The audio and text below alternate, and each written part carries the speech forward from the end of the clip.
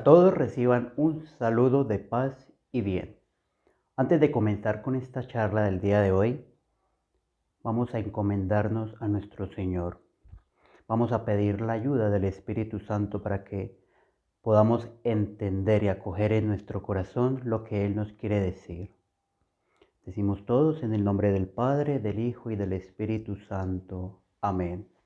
Pueden repetir después de mí: Oh alto y glorioso Dios, ilumina las tinieblas de mi corazón. Dame fe recta, esperanza cierta, caridad perfecta, sentido y conocimiento, Señor, para que cumpla tu santo y veraz mandamiento. Gloria al Padre, al Hijo y al Espíritu Santo, como era en un principio, ahora y siempre, por los siglos de los siglos. Amén. Ahora sí, comencemos con nuestra charla del día de hoy, la cual es cómo afrontar una dificultad desde una visión cristiana, o mejor aún, cómo afrontar el sufrimiento del ser humano desde una visión cristiana. Para entrar en materia, debemos primero entender qué es el sufrimiento, qué es el sufrir en el ser humano. Entonces podemos decir que es una realidad existencial, una realidad que nos permite, uno, conocer nuestros límites, conocer nuestras debilidades, y otro, reconociendo estos límites, estas debilidades, adquirimos una sabiduría, pero asimismo adquirimos una madurez. Es por eso que el ser humano, a medida que va pasando el tiempo, va adquiriendo dicha madurez que llamamos. Entonces, entrando con este concepto de qué es el sufrir, ahora vayamos y veamos un concepto, no un concepto, es como una reflexión que yo hago sobre este sufrir. Y es la siguiente: nosotros jamás podemos entender, ni podremos entender, ni comprender el dolor, lo que está padeciendo la otra persona. Jamás. Es lo primero que debemos entender. Porque muchas veces cuando vemos que un ser querido, un allegado, está padeciendo de algo, sea la pérdida de un familiar, sea una ruptura amorosa, sea una enfermedad de un ser querido, sea que no me fue bien en el colegio, sea bien que no me fue en la universidad, en el trabajo, etcétera. Toda condición que nos genere dicho sufrir. Y llegar a decirle a una persona, porque esto ya suena mucha frase de cajón: entiendo tu dolor, comprendo por lo que estás pasando. Es una de las grandes mentiras que nosotros como seres humanos poseemos. Es así como el que está enamorado a la primera semana de estar como pareja de alguien. Entonces estoy de pareja de alguien, ha pasado una semana y ya la amo. Es la misma mentira. Entonces debemos ser conscientes a fondo de qué se trata este sufrimiento. Antes de comenzar con la parte espiritual cristiana, deseo y les propongo comenzar con la parte un poco intelectual de lo que es el sufrir, para poderlo entender y asimismo aprender dentro de nosotros, para comenzar a meditarlo y asimismo comenzar a vivirlo y poder aceptar aceptarlo, porque eso es lo que nos sucede en el día de hoy. Y en nuestra cultura no queremos aceptar esta realidad existencial que hay en nosotros y la queremos eliminar, borrar. ¿Dónde se ve reflejado ello? Por ejemplo, con los sistemas de bienestar, con toda esta propaganda que hay detrás de muchas, por ejemplo, el ser fitness, el bienestar, el comer sano, que son cosas justas, obviamente, porque debemos tener también una preocupación por nuestro cuerpo, pero atender a eliminar cierta aceptación. Por ejemplo, el que es gordo o el que es muy delgado. Entonces, hay unos prototipos de persona. Entonces, si tú no eres ese prototipo de persona, viene el sufrir.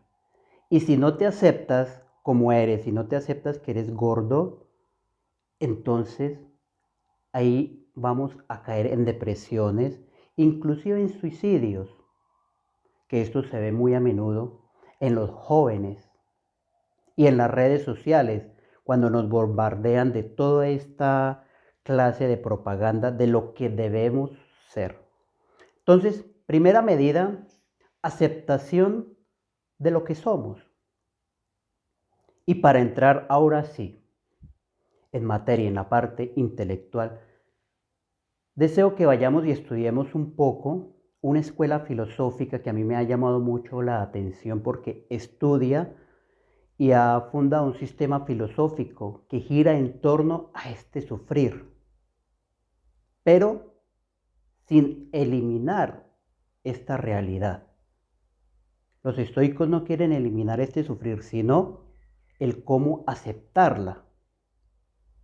Entonces, como primera medida, estos estoicos quieren, uno, distinguir lo que depende de ti y distinguir lo que no depende de ti en tu cotidianidad. ¿Qué quiere decir? Que lo que debemos hacer es trabajar hasta cuando todo dependa de nosotros, porque hay cosas que se van a salir de nuestro control. Por ejemplo, las personas que tienen una empresa hacen todo lo posible en sí para que esa empresa vaya adelante. Pero hay cosas externas de ella que van a influir en esta productividad. Puede ser un bajón en la bolsa, puede ser un mal negocio, pueden ser muchas cosas. Pero entonces, lo que ellos pretenden es que lo que no dependa de ti, dejarlo ir. No sufrir por lo que no depende de ti. Como segunda medida, nos proponen manejar nuestras emociones para que no te hagan daño. Entonces ellos miran estas emociones como las pasiones, que son aquellos sentimientos que nos mueven. Entonces dividen estas pasiones, estas emociones, en tres, las cuales son buenas, indiferentes y negativas. Y apuestan todo, sobre todo, a estas emociones negativas, que son las que debemos manejar aún más. Porque si no aprendemos a manejar estas emociones negativas como la ira, entonces nos vamos a desordenar como seres humanos. Entonces, hay algo que aquí nos dejan muy en claro. Estas emociones no te definen como persona. Lo que tal vez te define como persona es ese manejo que tú tengas de esas emociones. Asimismo, como tercer punto nos proponen estos estoicos, eliminar lo que es superficial en nuestras vidas, porque muchas veces nos sumergimos en cosas que no nos aportan nada y nos quitan ese tiempo que lo podemos ocupar para otras cosas más productivas para nosotros mismos. Hoy en día que están de moda las redes sociales, ¿cuántas veces no nos ponemos en un celular, en Facebook, en Instagram, qué sé yo? Todas las redes sociales, solamente estar ahí mirando, mirando, mirando, mirando. Y cuando nos damos cuenta, el tiempo pasó y no hicimos nada. Entonces la cuestión es dedicarnos a eso, a eliminar las cosas superficiales y que no nos sirven en la vida. Como cuarto consejo que nos dan es aplicar la sabiduría práctica en nuestro día a día. Entonces, practicar esta sabiduría conlleva a cómo estamos manejando nuestras virtudes, ya que es algo intrínseco en nosotros también. Todas estas virtudes que tenemos y las llaman estas virtudes cardinales. Esas que son intrínsecas en el ser humano, como lo es la misma sabiduría, la justicia, esa templanza y el valor de las cosas. Entonces, teniendo estas 4 virtudes cardinales y las ponemos en práctica en nuestro día a día, podemos ir balanceando las cosas. Y como quinto, alcanzar una tranquilidad mental. Hacer todo lo posible para tener una mentalidad sana. Entonces, aquí la pregunta, ¿qué estoy haciendo para que mi mente esté sana? Entonces, pero acá debemos tener mucho cuidado, porque muchas veces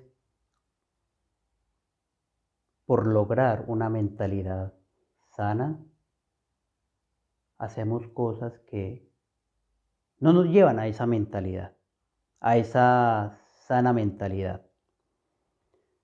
Entonces, hay una frase muy hermosa de un filósofo llamado Epicteto, que es uno de los estoicos, que él decía, y se las voy a leer: el sufrimiento no viene de lo que nos pasa, sino del juicio que hacemos de ella. O sea, no nos hace sufrir la muerte de un ser querido, la enfermedad de un ser amado, una ruptura amorosa, sino el juicio que yo tengo de esa situación. Entonces, acá nos ponemos un poco a pensar y vemos que este sufrimiento tiene que se puede manejar de cierta manera. Y uno de esos es los pasos ya dichos anteriormente, más la aceptación de nosotros mismos como personas. Por eso mismo es clave el ir poco a poco conociéndonos nosotros como personas, como seres humanos. Ahora, ¿esto cómo se traduce a un lenguaje cristiano, a un lenguaje de fe? Para distinguir en el lenguaje de fe, vamos a traer las Sagradas Escrituras. Y es en el entendimiento de este sufrir. Ya vimos cómo unos filósofos trataban de entender de cómo manejar este sufrir. Ahora, ¿cómo según en la fe se maneja este sufrir? Vemos que en las Sagradas Escrituras hay algo que se llama Antiguo Testamento y Nuevo Testamento, que son dos modos de ver la fe. No podemos leer el Antiguo Testamento bajo la luz del Nuevo y viceversa. Entonces los dos van entrelazados, en conjunto. No podemos quitarle lo uno de lo otro. Entonces vemos que en el Antiguo Testamento, ¿cuál era el entendimiento que se tenía de este sufrir? Y era el siguiente: el sufrir es un castigo que nos viene de Dios. Entonces, cuando llegaban los pueblos extranjeros e invadían Israel, era porque Dios los estaba castigando. Cuando una persona sufría de lepra, o no tenía hijos, era porque era castigado por Dios. Entonces vemos esta imagen fatalista de este sufrir. Pero hay algo pedagógico en este pueblo con esos castigos que venían de Dios. Porque esos castigos, si vemos muy bien, ¿por qué eran provocados? Por la conducta del ser humano, del pueblo en sí. Entonces, cuando el pueblo se quería salir de la vía por la cual quería que siguiera Dios, ahí era cuando llegaba el castigo. Entonces era como una advertencia, una llamada de atención para decir, oigan, están haciendo las cosas mal. Porque dice el Salmo,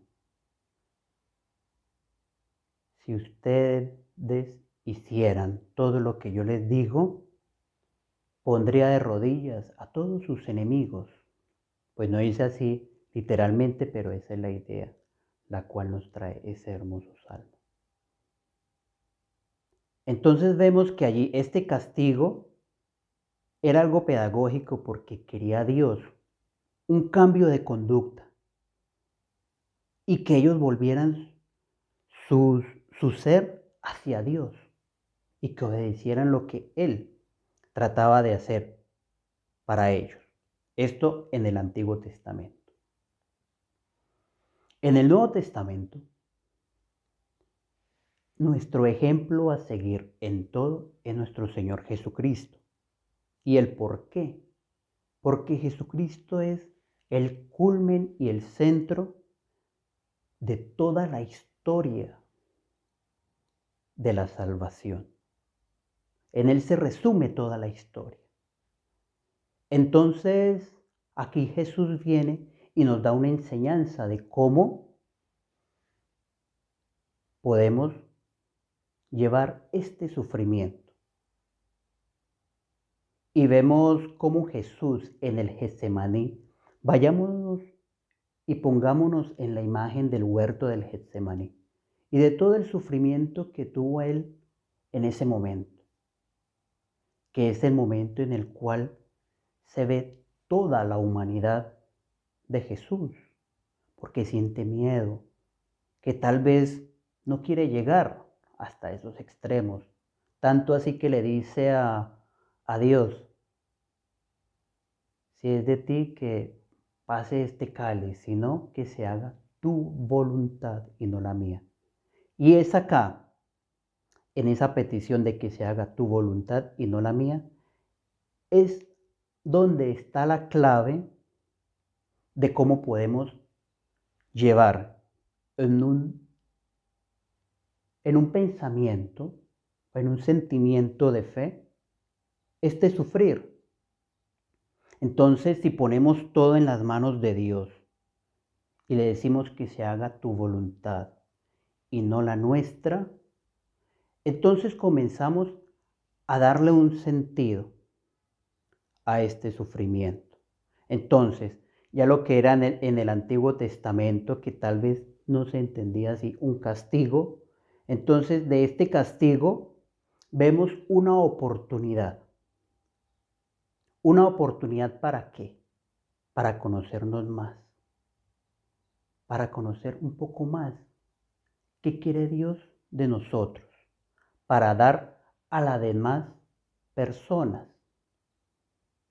Pero ¿esto cómo se logra? Se logra con una apertura de corazón y una apertura de entendimiento. Porque de nada nos sirve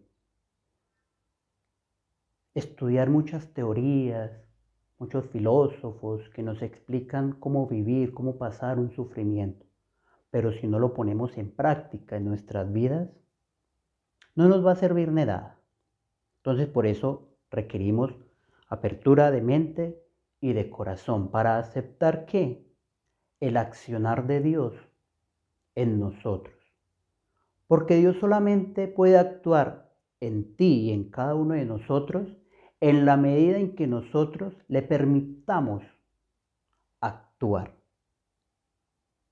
Es por eso que muchas veces no entendemos cuál es la acción de Dios en nosotros, porque cerramos nuestro corazón, nuestro entendimiento a lo que Él quiere en nosotros. Y muchas veces lo hacemos conscientemente. Y es ahí donde nos encontramos en un hoyo, en el cual no le encontramos salida y comenzamos a renegar. Entonces todo lo que nos ha pasado, todo lo malo que me pasa en mi vida, es por culpa de Dios. Y entonces acá vienen también algunas tesis que dicen, si hay sufrimiento en este mundo, y si Dios es todopoderoso, entonces, ¿Él por qué no evita el sufrir? Pero entonces ya hemos visto que si vemos el sufrir desde un punto de vista de fe y vemos que este sufrir nos lleva a algo mejor, entonces es ahí donde encontramos el sentido a esta realidad. Y un ejemplo de ello lo encontramos en la historia de Job. Aquel personaje de las Sagradas Escrituras, el cual lo tiene todo, pero de un momento a otro pierde todo, pierde su familia, pierde su riqueza. ¿Y el que dice? Si aceptamos de Dios lo bueno, ¿por qué no vamos a aceptar lo malo? Entonces, ya para finalizar esta charla, este encuentro, tengamos en cuenta ello. Uno, el aceptar nuestra realidad. El aceptar que hay cosas que no dependen de nosotros y que la debemos dejar ir. Por otra parte, aceptando mi realidad, abrir mi corazón, mi mente al accionar de Dios en todos nosotros, ya que en ese sufrimiento tal vez Dios está permitiendo que una familia se una, que ciertos rencores se limen, que si yo no me hablaba con un primo, con un hermano, a través de un sufrimiento común, se están uniendo. Entonces, llevando eso a una apertura de fe, encontramos este valor. Y ya cierro con decir que el sufrimiento es ese regalo que Dios da a toda la humanidad, pero que viene envuelta en un papel de regalo que se llama la fe y la oración. Que si lo destapamos con esta fe y con esta oración, vamos a encontrar cosas maravillosas en este regalo. Entonces pongamos en práctica y comencemos a tener ciertas actitudes de frente a esta realidad. Y no queramos eliminarla, sino enseñemos a los jóvenes de hoy en día, a los jóvenes que vienen detrás de nosotros, a cómo afrontar, por ejemplo, en las escuelas un bullying cibernético, etcétera. Porque es por ello que los jóvenes se están suicidando en muchos países. Madres de cabezas de familia que no aceptan que su pareja ya no está y optan por lo mismo. Y así por muchas cosas. Entonces, comencemos y démonos y creamos conciencia de aceptar esta realidad en nosotros. Entonces, ya para finalizar, invoquemos a la Madre del Cielo, la Santísima Virgen María, para que sea ella quien nos ayude a entender nuestra realidad. Digamos entonces, Dios te salve, María, llena eres de gracia, el Señor es contigo, bendita tú eres entre todas las mujeres, y bendito es el fruto de tu vientre, Jesús. Santa María, Madre de Dios, ruega por nosotros los pecadores, ahora y en la hora de nuestra muerte.